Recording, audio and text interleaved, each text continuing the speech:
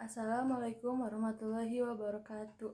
Nepangkeun Nabi Abdi Citra Mesisha Adiza Hidayati kelas 10 MIPA 4. Di dieu abdi bade ngawawancara pun Bapak perkawis pandemi COVID-19. Menurut Bapak, naon ari COVID-19 teh?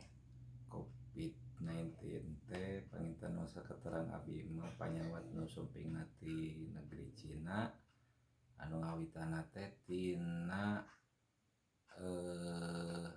naon sato kalong panginten nu saketerang abdi mah. Kumaha aya pangaruhna kangge kahidupan sehari-hari Bapak ku ayana pandemi COVID-19 ieu?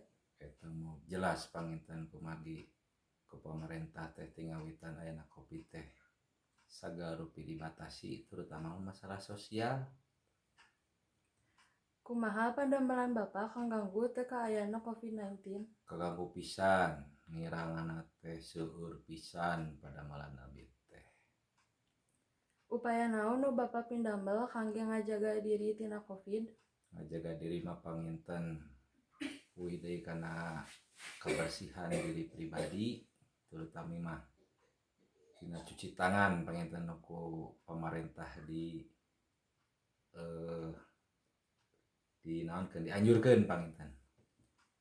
Kumaha pendapat Bapak nu kada dirugikeun ka anu sanesna perkawis ngajaga diri tina pandemi COVID ieu?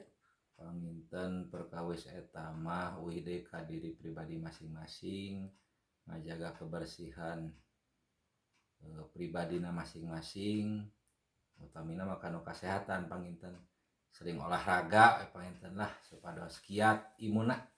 Hatur nuhun Bapak tos ngalowangkeun waktosna kangge ngawaler patarosan ieu. Mung sakieu nu tiasa abdi dugikeun hamputeun bilih aya kalepatan sareng kakirangan. Wassalamualaikum warahmatullahi wabarakatuh.